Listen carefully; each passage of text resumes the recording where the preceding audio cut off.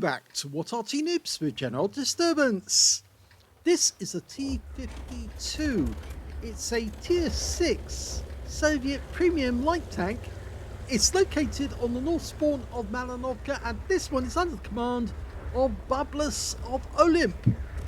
Now this little light tank was a competing design, with the other one being a T-50 as well, funnily enough, but built by a different factory. And there was also a T-127. They were all built to replace the A-26, an ancient design, or T-26 rather, an old design that was actually bought from the British. And it looks like bublus is headed off to the centre of the map to spot the enemy from behind the bushes. It's quite a popular position. Oh dear!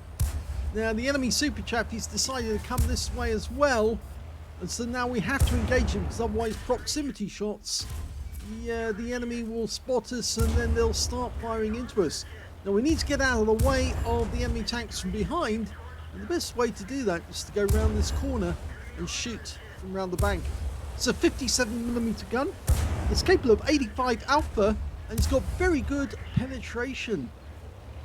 And there's his first kill. He'll do 118mm with standard ammo, and with the premium rounds, which is what bublus was using, it's got 165mm of pen. Now this design was actually designed in the 1940s.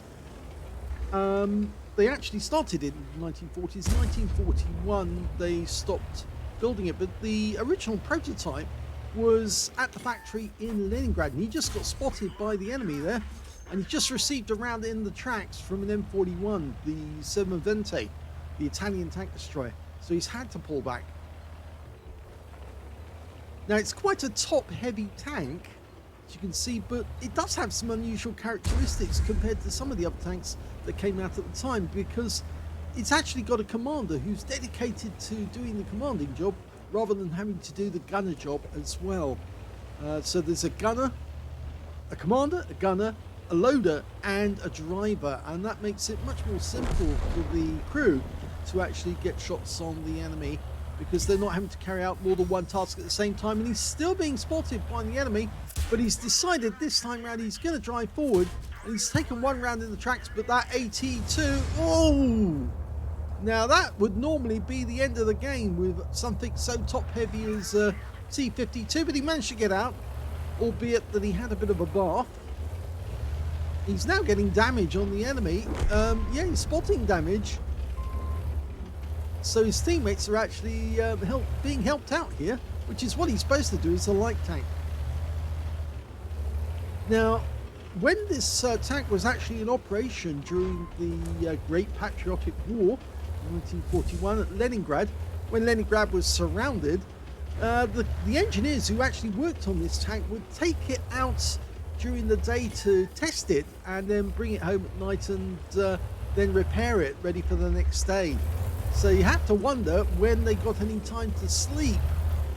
But they found this tank was quite good, and we don't know what actually happened to it, because there's no record of it being destroyed, just that it was in the Leningrad defense, and there's no sign of it afterwards. So presumably it must have met a grim end at one point or other, and was completely wrecked. So wrecked that nobody recognised it anymore. Anyway, it's got, as I said, a 57mm gun. It's a ZIL 4, and it's very effective, that gun, but it does peck away at the enemy. It's got another drawback as well. It's rather top heavy, so you try going around sharp corners, you might actually flip this thing. It does have a very good fire rate though. 2.88 seconds is the book reload time, and he's got 2.5.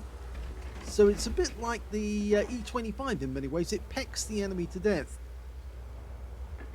But of course it has got a fairly low alpha, whereas the E25's got quite a high alpha because of that 75mm gun. Oh, he took a round in the tracks there, but yeah, the Semovente just came too far forward, and bublus was able to put a round into his lower plate because there was just a corner exposed. The armour's fairly good. The turret armour's 52mm all the way round. The hull armour's 37mm all the way round. Now, considering that's really a light tank is designed to move fast, not to carry much weight, and to enable the thing to just survive small arms fire, that's not so bad. And as you noticed, a lot of the enemy tanks were actually bouncing rounds off him when he was moving forwards through the field. Did take a couple of shots damage though, but he's got a huge amount of spotting so far, just under 2k. Most of the tanks have gone up the hill and are fighting it out up here. We've got a Death Toaster and an SMV CC-56 nearby. It's a tier 7 game, and he's well, he's not bottom tier. If he was tier 5 he'd be bottom tier, but he's coming around the corner using the water to conceal himself from a hull down position, and now he's putting rounds into that Tiger 131. Well, he's timed it correct. You can get the pens. Just got to make sure that he doesn't get hit by that 88mm gun. And he does get it. And he bounces the round that came from the 131 as well.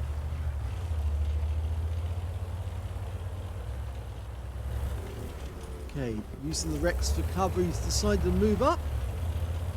This is rather awkward for the enemy now, because there's only 5 of them left. We know where 2 of them are. They're up the field.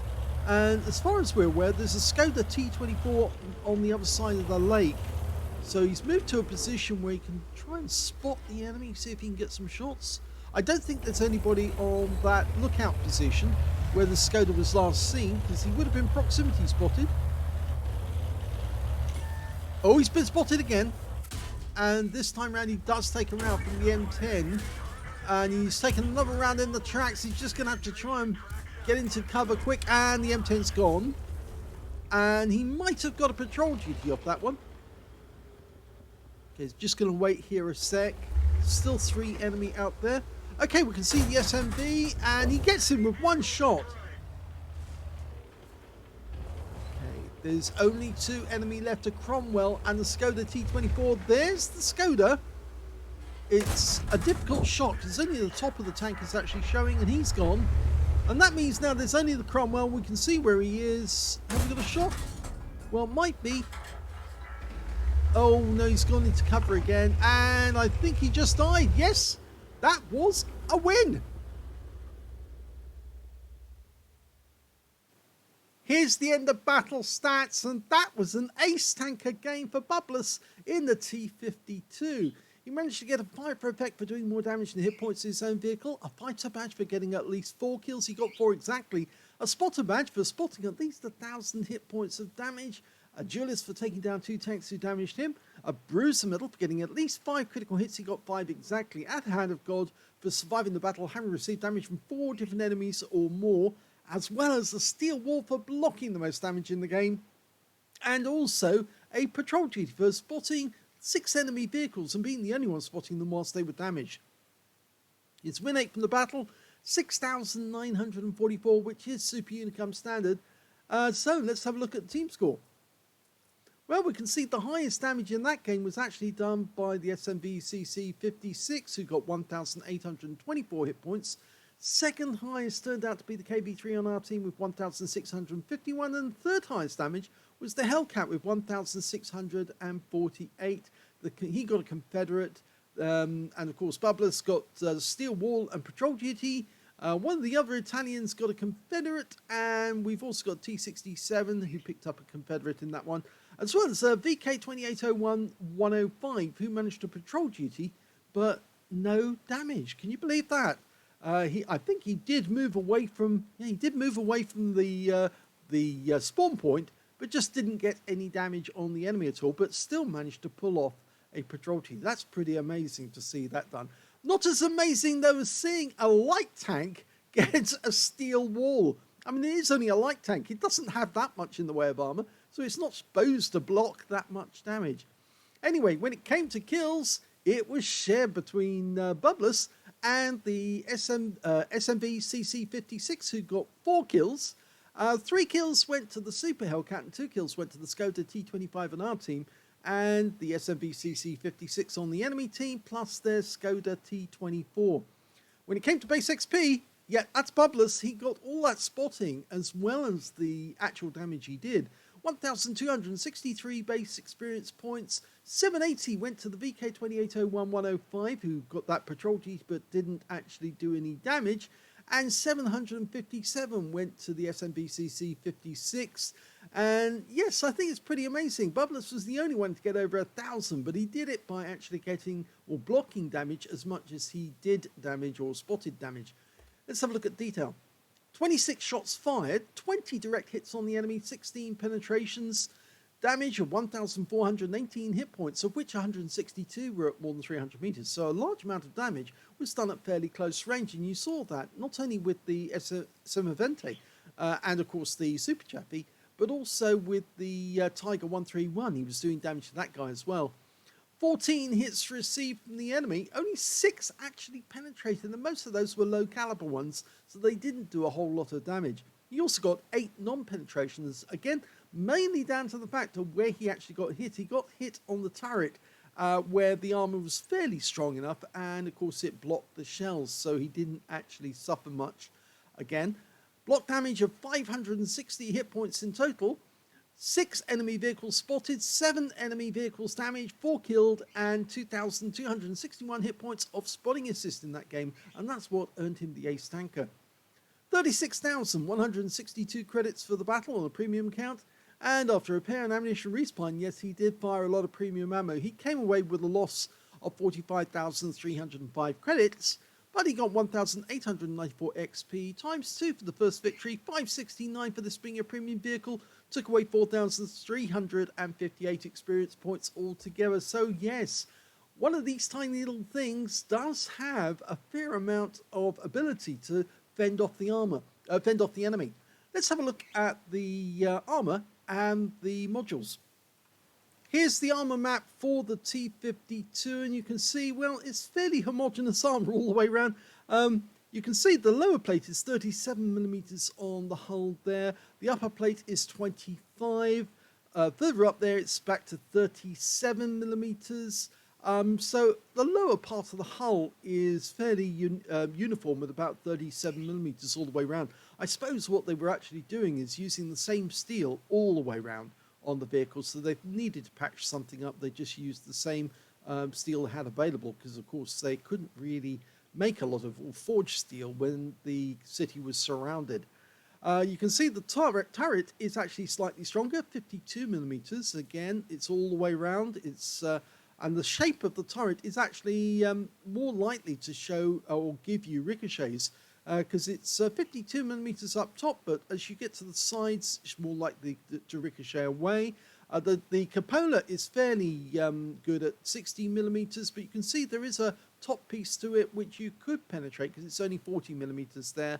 But with it being rounded, you're going to get slightly, just slightly more armor off the rounding.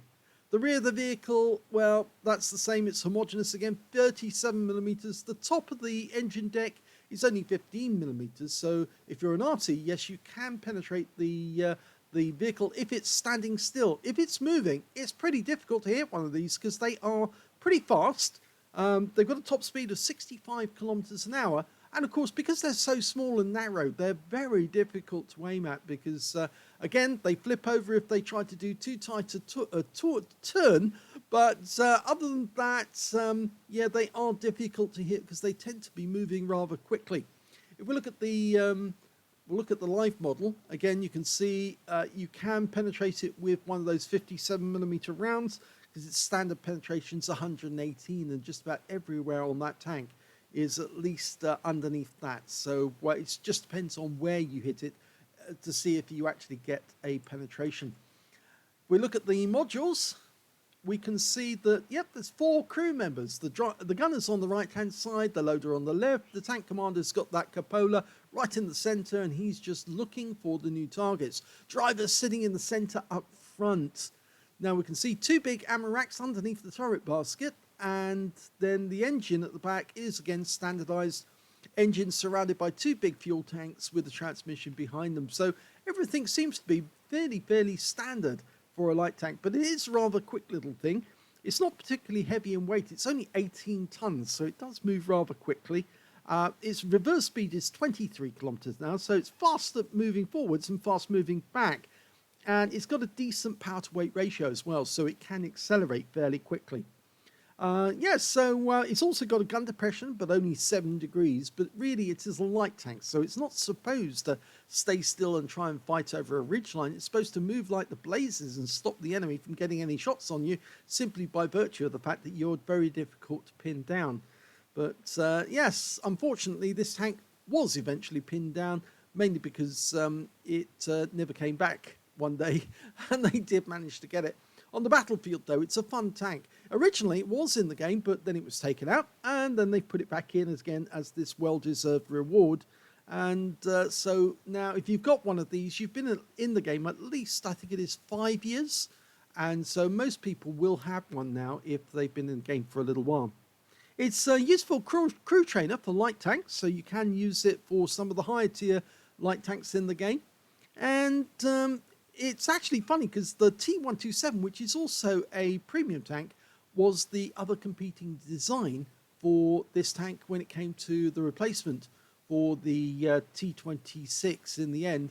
But this version of the T-50 didn't go ahead, didn't continue, whereas the other design, which is actually in the game, that one did go ahead, and as far as I know. Anyway, that's it. That's the T-52.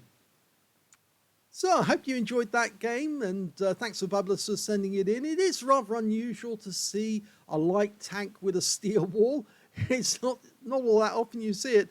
I would have been less surprised, actually, if you saw something like a Holy Trinity, where he managed to get a scout medal.